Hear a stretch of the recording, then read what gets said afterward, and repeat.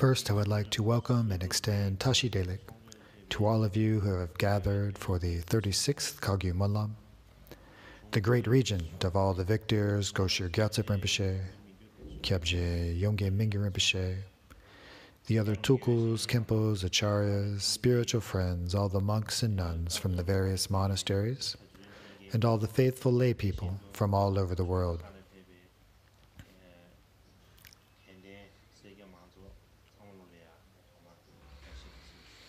Further, this year the principal sponsors of the Monlam are a group of lay people and monastics from the Nishang region of Nepal. We are all aware of this place in Nepal, Nishang. At the time of Jetsun Milarepa, one of his disciples, the hunter Kira Gompo Dorje, was from there. From that time forward, Nishang has had an uncommon and noble connection with the Kagyu. Further, I have seen a pilgrimage guide for Nepal by the 6th Shamar. When he traveled in Nepal, he went through Nishang and highly praised the people of that region as having great faith in the Dharma, being kind-hearted, and generally very good. And for me personally, when I was traveling from Tibet in 1999, I came through Nishang. There is a mountain pass there called Torang. It's very high and very steep. The top is like no pass I have experienced. It was very difficult to cross. Based on this, I have a very strong impression of and love for Nishang. And not only have all of you sponsors offered money and many physical things, you have also served with your bodies and speech, serving tea, moving and carrying mats and other things, sweeping, cleaning, and so forth. You have really worked hard, serving in many greater and lesser roles.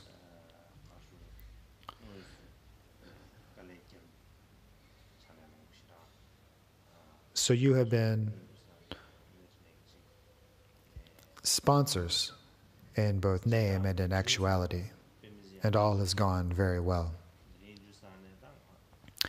So it occurred to me that other people of the Himalayan region could learn from your example. For instance, there are the various peoples of Sikkim. Maybe in the future, you all could be sponsors for the Kagyu Monlam. Doing that would be very good, right? And likewise, there are the Bhutanese. In Nepal, there are the people of Dolpo, Nubri, and Sum, and so forth. If you people from these places have the ability, I think it would be good if you could also do likewise. We have all been connected for generations, and if you take this opportunity to serve the Kagyu Monlam,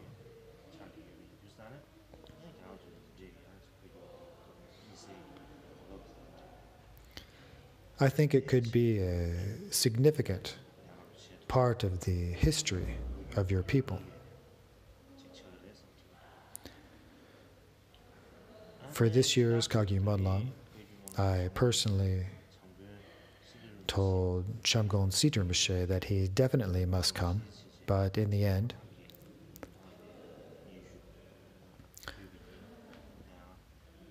Rinpoche was not able to attend. And so I supplicated Goshir Gyatso Rinpoche to again come and serve as the head of the assembly, just as he did last year. Not only did Rinpoche agree to this, but also, during the pre-Monlam program, he granted the profound Torma empowerment of Chinrezi, the 5 deities of Gyawa Gyatso. Then during the actual Monlam, he bestowed deep teachings on the 7 points of mind training. Rinpoche worked very hard for us. So on behalf of all the Kagyupas, and principally all those who attended the Kagyu Monlam, I want to thank him for his kindness. Another fortunate aspect of this Kagyu Monlam was having the exalted reincarnation of the Supreme Tukul Sangye Nyep Rinpoche, granting profound teachings on the Ganges Mahamudra during the pre-Monlam program.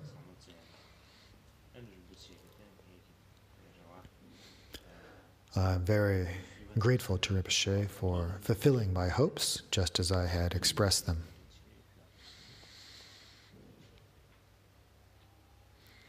In truth, in terms of Dharma, the Kagyu Monlam is one of the most important events of our year.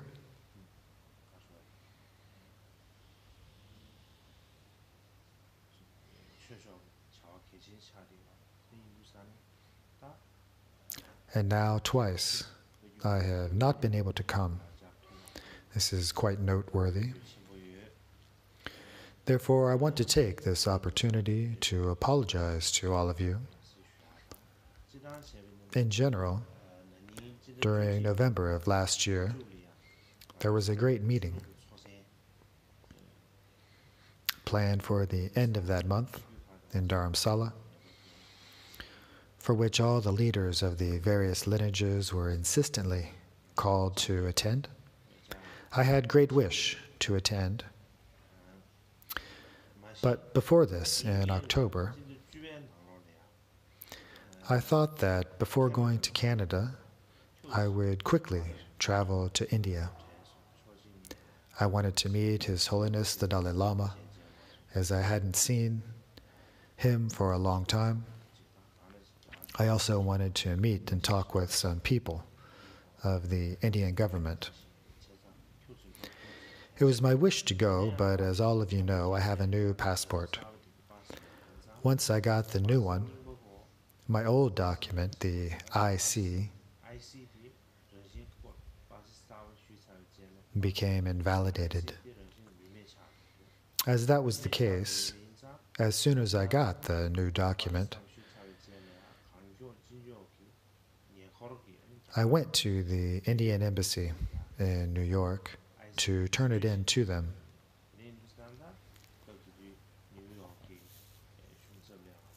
I went there and told them that I needed to turn in the old travel document, and I further requested them to grant me a visa in my new passport. But the people in that office said that they were not authorized to do so and needed to ask the offices in Delhi about it. There was a lot of back and forth, which took a bit of time, and in the end, I could not get these things done. After this, I was supposed to go to Canada, but was unable to. Still, I was thinking that I must attend this meeting of the heads of the lineages in November. In the end, this meeting was postponed due to the passing of the head of the Nyingma lineage, Kato Getse Rinpoche.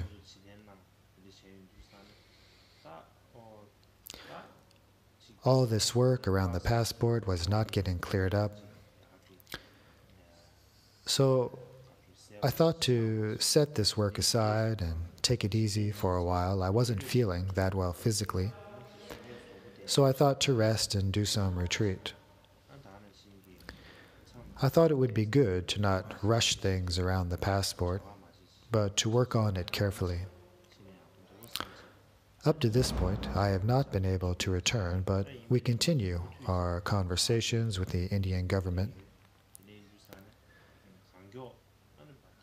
I hope to return to India just as quickly as I can to see you all.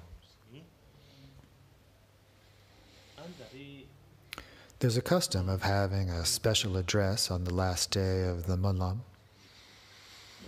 However, today, I don't have anything special to share. But I would like to encourage all of you.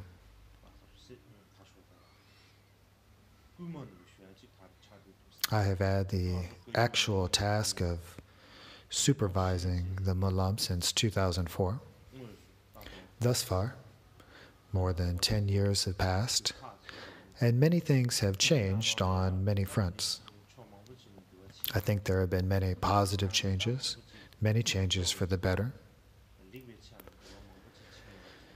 I consider the most important adaptation to be concerning the behavior and conduct of the monastics.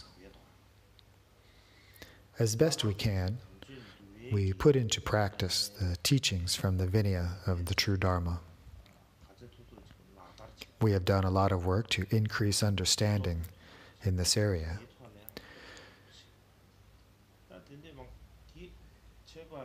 You all know the reason for this.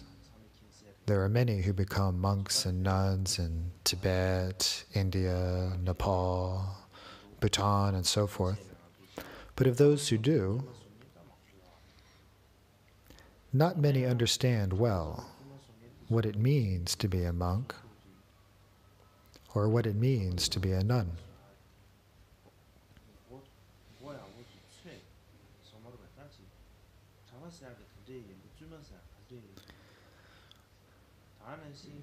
In order to live up to the name of being a monk or nun, we first need to understand what it means to be a monk or nun. We have to understand the vows that we need to hold and guard. For this reason, we have no choice but to inform our monastics about this, so they cannot be monastics in name, but also true monastics in actuality.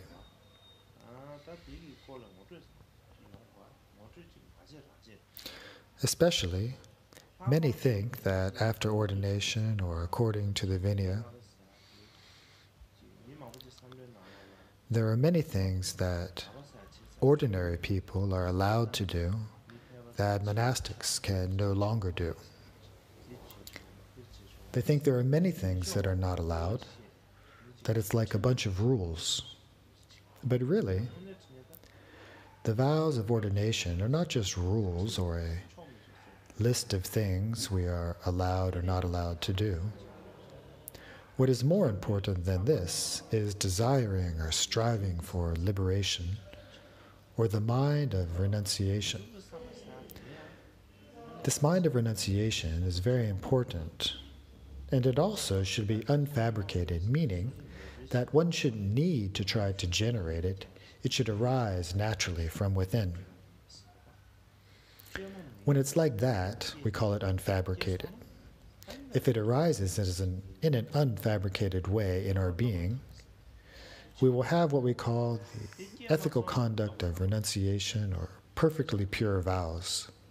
If we don't give rise to this, then we won't have the perfectly pure vows or the ethical conduct of renunciation. For this reason, the vows of ordination are not just an outer form or a ritual for body and speech. In truth, the essence of the inner meaning is this generation of this mind that strives for liberation, this mind of an unfabricated wish for emancipation. There's a teaching of the Kadampa spiritual master Potowa, where he said that first he received novice and full ordination from an abbot, but it was later, when following the old Shramana of Ratring, that he really received the vows of ordination. Now this old Shramana of Ratring is Dromtumpa. Dromtumpa was a layperson, a householder. So it was from a layperson that he actually received the novice and full monastic vows. What did he mean by that? It was based on the kindness of Dromtumpa that he generated the mind of renunciation. And it's based on generating this mind of renunciation that one receives the true vows, the perfectly pure vows, the ethical conduct of the vow of renunciation. The vows that he received before were just an outer appearance of receiving the vows. He had not received the inner essence of the vows, the life force of the vows. This illustrates a very critical point. The vows are not received through the outer form, not merely. What we really need in order to receive the true vows comes from this inner essence. Take me, for example.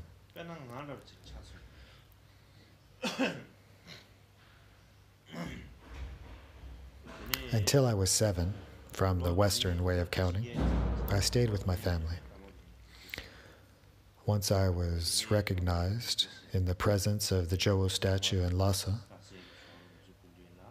Chamgon Sita Rinpoche and Kyabche Gyaltsab Rinpoche ceremonially cut my hair. In truth, during the hair cutting ceremony, one receives the lay vow of the threefold refuge. It's part of the upasaka or lay vows. At that time, I was very young and didn't really understand what it was that the two Rinpoches were giving me. It was more like a show for those gathered. But it was the lay vow of the threefold refuge. So I had not received anything but the lay vows, and I didn't even receive the full lay vows either. It was really just the threefold refuge vow.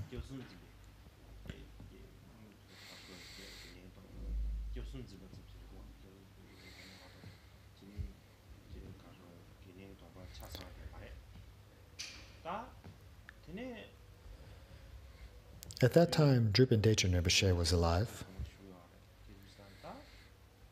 He told me that since I was the Karmapa, my situation was special and that it would be okay for me to wear monk's robes. So from that time forward, I wore the robes, even though I did not have any vows of ordination. After I had come to India in 2002, Kyabche Tengar Rinpoche gave me some advice. He said that up to now, you have not received any vows of ordination, and it would be good if you did so. The first vow you should take is the Barma Rapchung, or the intermediate ordination. That was the first time I had heard of intermediate ordination. It's said that the 16th Gyalwang Karmapa received this intermediate ordination from the Dalai Lama. Rinpoche thought that it would be good if I received this ordination from His Holiness the Dalai Lama. Tengar Rinpoche further advised that it would be good for me to receive the vows of novice and full ordination from Chamgon Sita Rinpoche and Kyabche Gyaltsab Rinpoche, since I should receive the vows according to our Kagyu tradition. We shared this advice and thinking with Chamgon Sita Rinpoche and Kyabche Gyaltsab Rinpoche, and they agreed that it was very good. A message was given via Lobsang Jinpa, the secretary of His Holiness's private office, to His Holiness, requesting him to grant the vows of intermediate ordination, explaining that since I had to uphold the lineage of the vows of our Kagyu tradition, that there was a plan for me to receive the vows of novice and full ordination from Chamgon Sita Rinpoche and Kyabche Gyaltsab Rinpoche in the future.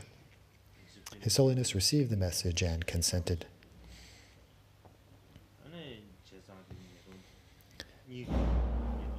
In 2002, when I was 16, His Holiness granted me the vow of intermediate ordination. And on the day when he did so, he gave me both the vow of intermediate ordination and the novice monk's vows at the same time. Our request was only for the intermediate ordination, but he gave me both ordinations. He must have had a special reason for doing so.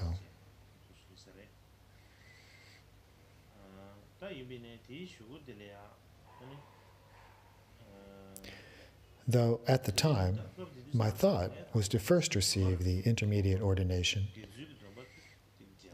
and to later receive novice ordination from Siddha Rinpoche and Gyaltsen Rinpoche. But His Holiness gave me both of these vows.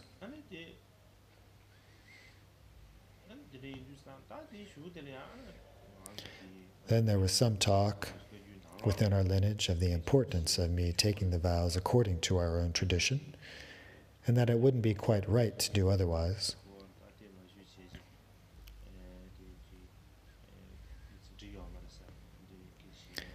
But at that time, to be honest, I hadn't studied the Vinaya very much. In actuality, the vow of intermediate ordination is not the actual monastic vow. It's really just permission to wear the robes, the symbol of religious ordination. One sets aside the clothes of a layperson and takes up the symbolic robes of ordination, but it's not actual ordination. After this, much time passed as I had some doubts about whether I should receive the novice vows according to our Kagyu tradition or not, and I was wondering what to do about full ordination.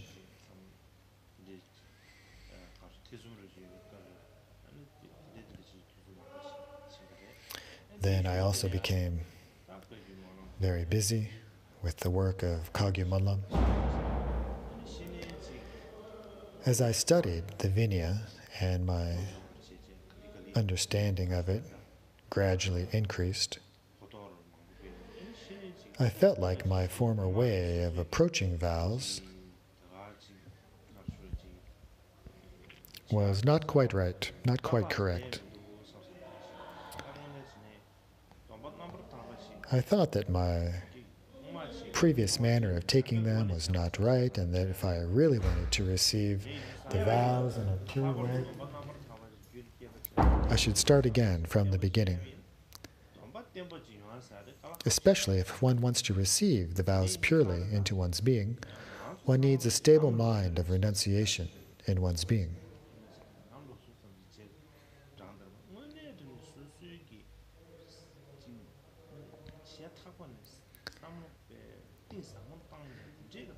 Without this, it would be difficult to keep the vows in a stable way. It's like these days we're just following the custom of taking monks' or nuns' vows, but it's actually very rare that one thinks deeply about this and wishes from the depths of one's being to ordain.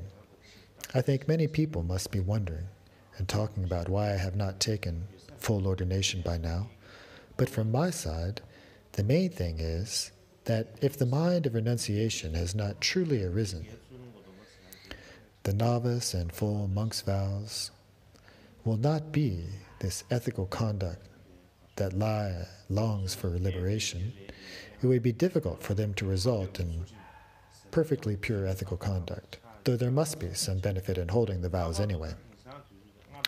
Further, in these modern times, it's unlike how it was before. The eras of the past masters were different. These days, there are a lot of fluctuations, a lot of outer developments, and many inner and outer causes for distraction. Take me as an example. Not only do I have to think about Dharma, I have to be concerned with politics.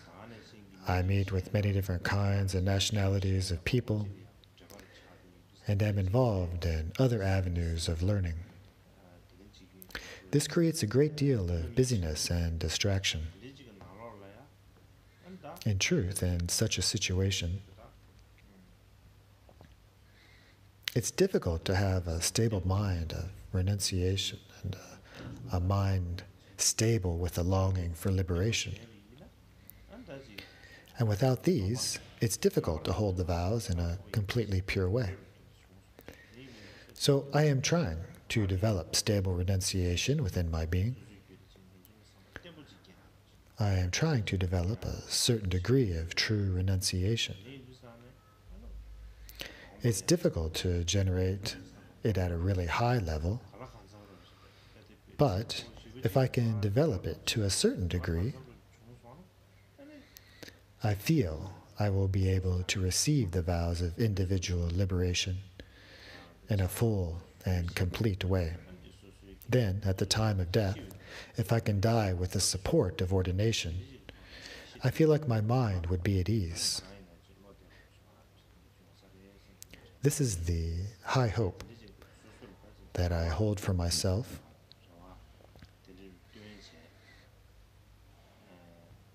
and the reason that things have been as they have been up till now.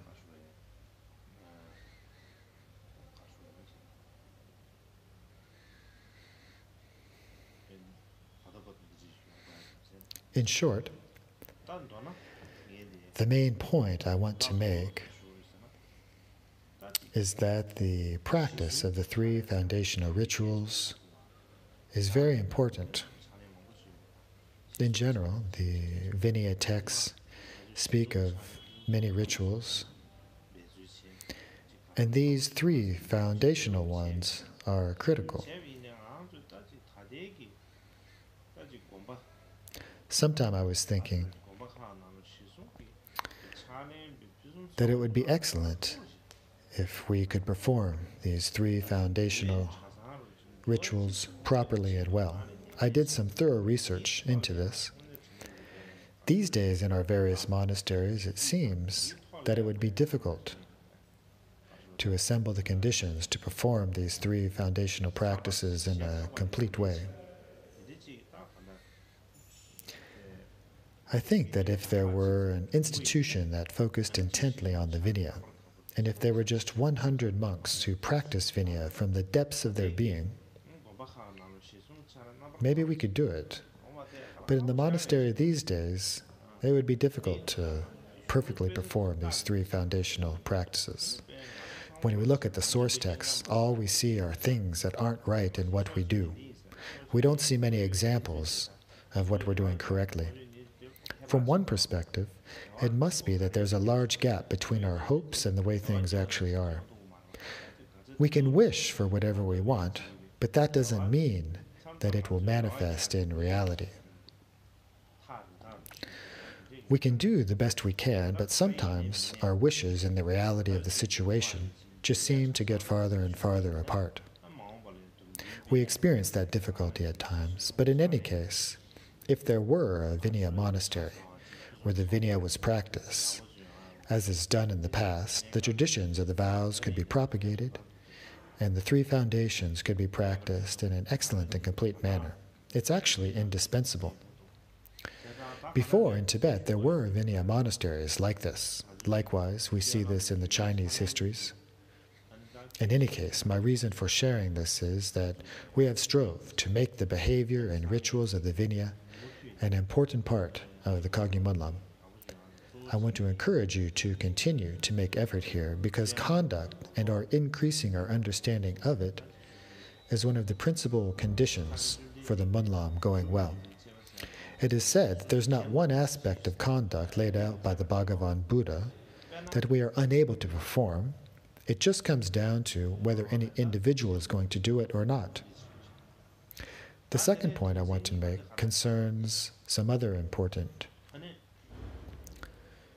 news from last year, that is, my requesting a meeting with Gyawa Taye Dorje. This was widely reported, and afterwards, I had an opportunity to clarify what happened. I'd like to take this opportunity to say more, because I want to say that the main purpose for having the meeting was solely for the benefit of the teachings and beings. I am always working to this end. In general,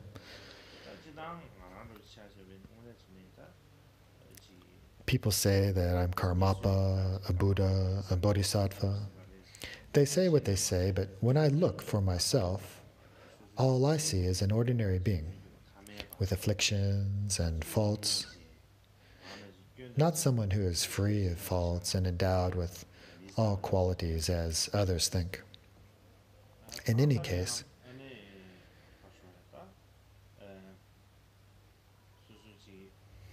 my wish to benefit the teachings and benefit beings has never waned. And at the very least, I pray that I will be able to benefit the teachings and beings not only in this lifetime, but in all my lifetimes.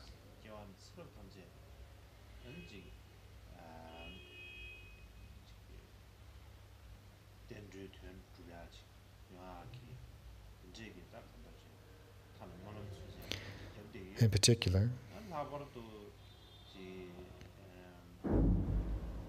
for myself, I don't have any confidence or basis to think that I will be born in a pure realm in the future.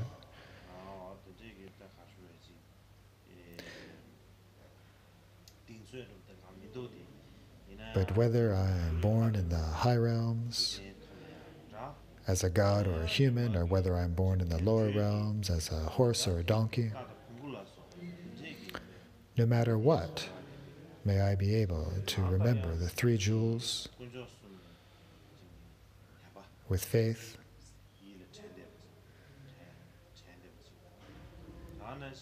and not forget my compassionate wishes for all my parent sentient beings.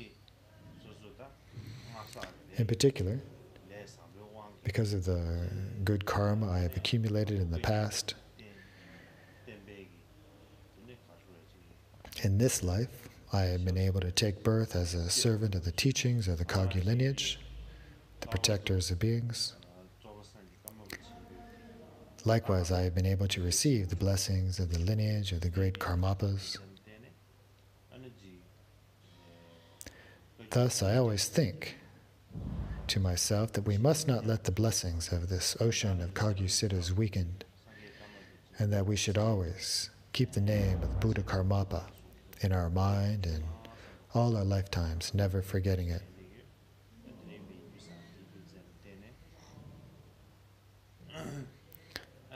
Please, everyone, pray that we can accomplish this.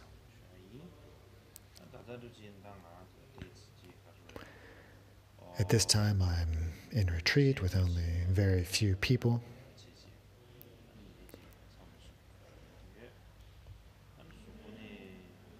My body and mind are not like they were before.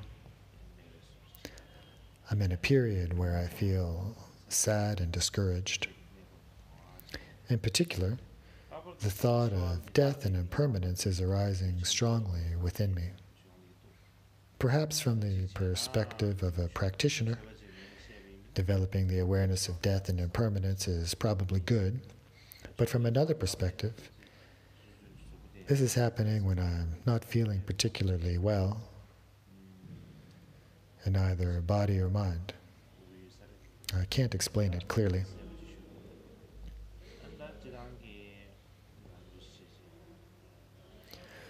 For a long time, no one has heard much about what I am doing, and there are many rumors and a lot of hearsay about it.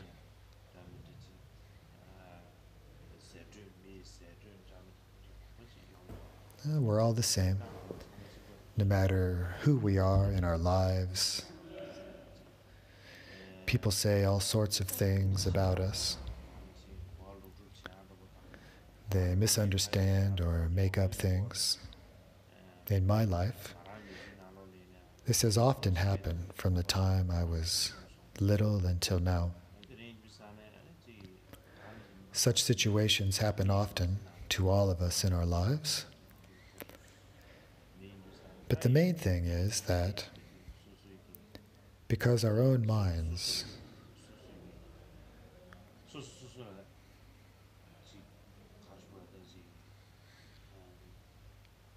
are not hidden from us, it's important for us to believe in ourselves.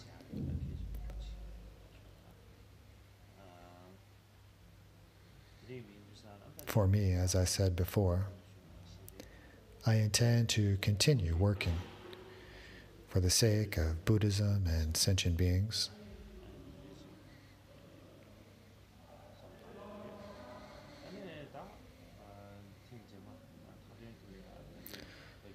So to conclude, this 36th Kagyu Monlam has gone very well.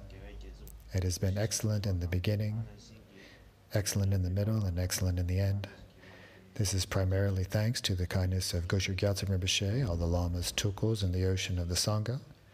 I would like to thank all of you, and I pray that next year I will be able to come to the 37th Kagyu Monlam in person and serve with my body, speech, and mind. And thank you, everyone.